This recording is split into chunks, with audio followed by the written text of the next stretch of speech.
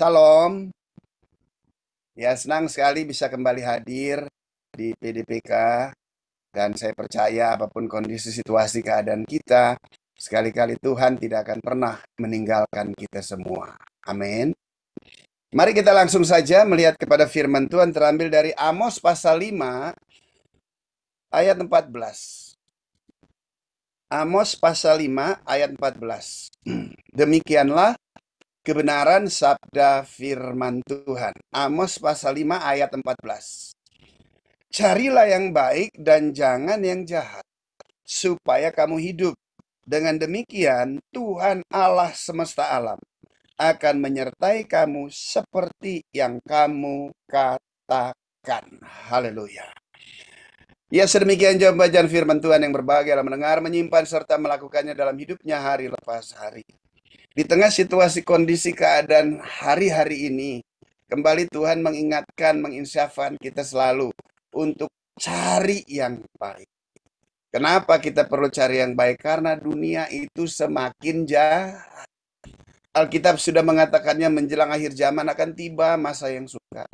Manusia akan mencintai dirinya sendiri dan menjadi hamba uang, menghalalkan segala cara hanya sekedar untuk kenikmatan hidup yang sementara. Tuhan tidak akan pernah bertentangan dengan kemakmuran dan kenikmatan hidup, tetapi Tuhan mau agar kita boleh memperolehnya dengan jalan yang benar.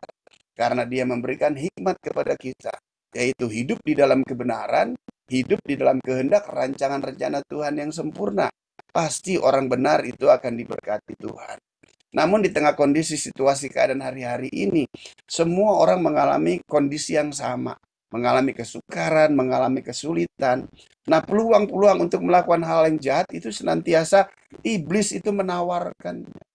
Tetapi kita sebagai anak-anak Tuhan, yang kita sudah hidup di dalam kebenaran, maka iblis tidak akan pernah lagi bisa mengambil keuntungan di dalam setiap kehidupan kita, serta mengkamuflase, memalsukan kebenaran yang sejati di dalam hidup kita.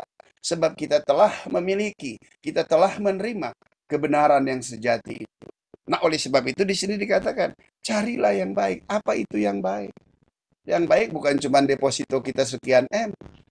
Yang baik bukan cuma berbicara tentang tempat tinggal kita tidak kehujanan, ya. Yang baik bukan cuma sekedar hal-hal yang bersifat jasmani dan materi yang ada di dalam dunia.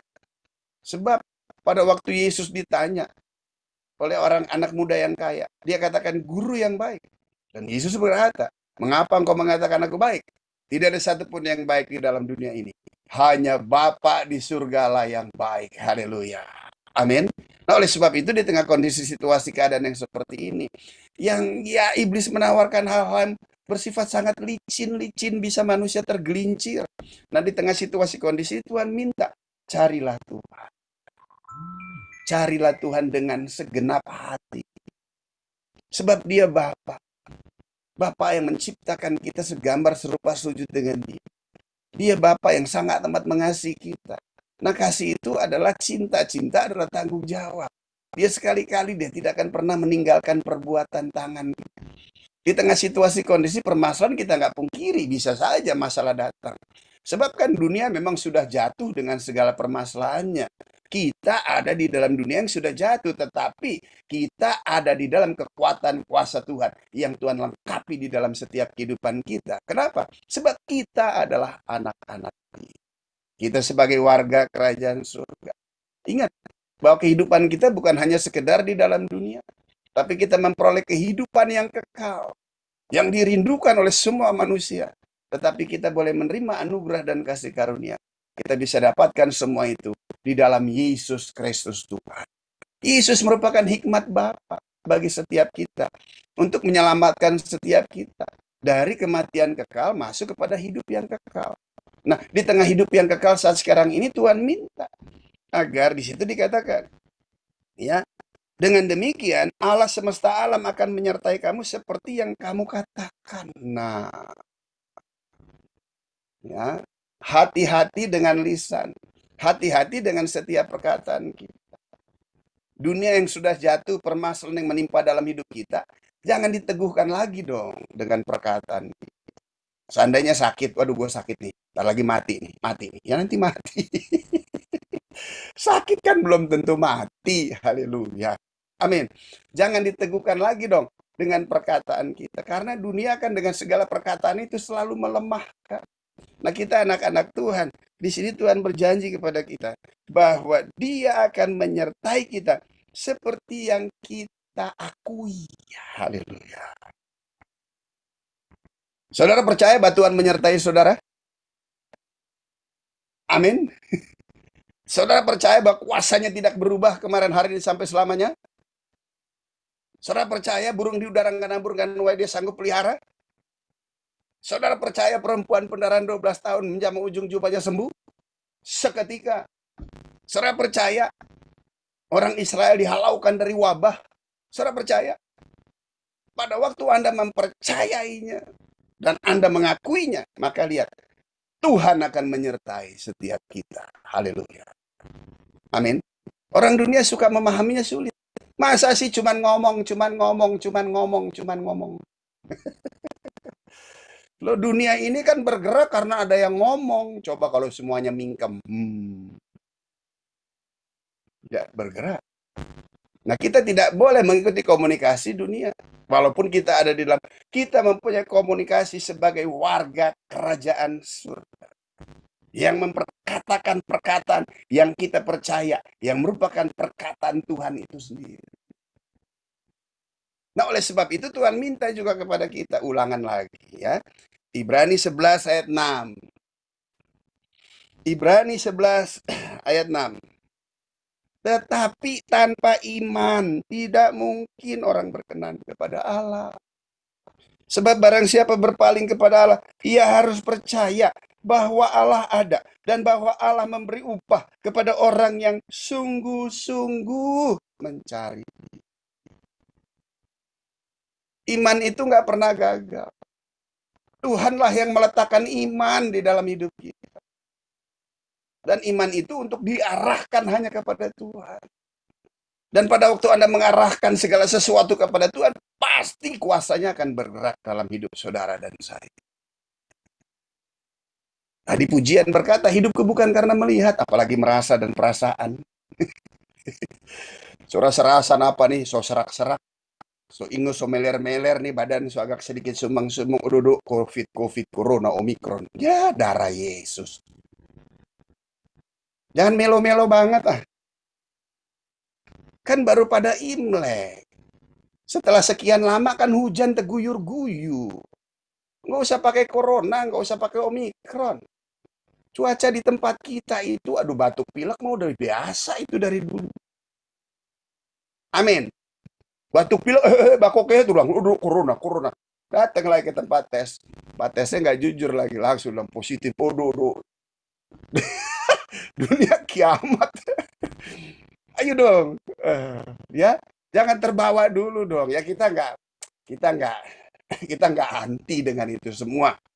Saya vaksin sampai 4 kali nih kayak orang Israel. Israel udah keempat. Saya juga nggak mau kalah. Ya kan? Saya nggak anti dengan itu. Cuman mau sampai berapa lama? Masa setiap 6 bulan vaksin? Aneh juga. Amin. Kalau lihat orang-orang di pinggir jalan, tukang-tukang sampah, duduk, kadang-kadang tuh masker ditaruh di bawah sini aja. Dia jalan aja.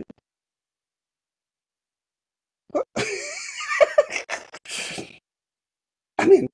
Ya, di negeri kita kan memang cuaca tuh, ya memang ada hujan, ya terus panas, terus ya, apalagi Januari begini. Kita punya anak waktu Desember tahun 2017. Dari Jakarta udah terbatuk-batuk, meler-meler. Begitu berangkat ke Israel itu cuacanya dingin, sembuh semuanya. Amin. Oleh sebab itu, Bapak Ibu yang saya kasih dan dikasih, ayo dong, kondisi situasi yang di luar kita itu hendaklah jangan mempengaruhi iman kita.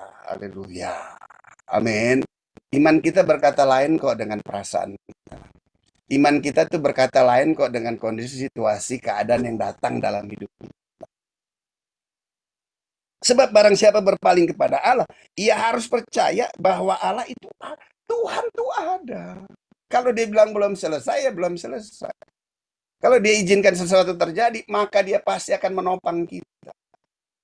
Sebab di situ dikatakan, ya, bahwa Allah memberi upah kepada orang yang sungguh-sungguh mencari Dia. Nah, di tengah kondisi situasi keadaan seperti ini nih, ayo dong, kita semakin sungguh-sungguh tuh. Mau mengandalkan siapa lagi? Mau berharap ke siapa? Semuanya mau mengandalkan manusia. Semuanya berharap kepada manusia. Kita harus berbeda. Kita senantiasa berharap mengandalkan Tuhan yang sekali-kali tidak akan pernah mengecewakan kita. Amin. Sebab di sini Yesus katakan, Yohanes 8 ayat 31 dan 32. Jadi kalau cuman pilek-pilek atau serak-serak sedikit, jangan terintimidasi ya. Aduh Tuhan. Yohanes 8 ayat 31 dan 32. Maka katanya kepada orang Yahudi yang percaya kepadanya, jikalau kamu tetap dalam firman, nah, kamu benar-benar adalah muridku, dan kamu akan mengetahui kebenaran, dan kebenaran itu akan memerdekakan kamu. Merdeka dari hukum dosa dan maut. Merdeka dari kutuk sakit penyakit. Merdeka dari wabah yang ada. Amin. Sebab Tuhan itu jauh lebih besar, firman-Nya ada di dalam kita. Nah, oleh sebab itu dia minta kepada setiap kita, ya, agar kita selalu tetap di dalam firman.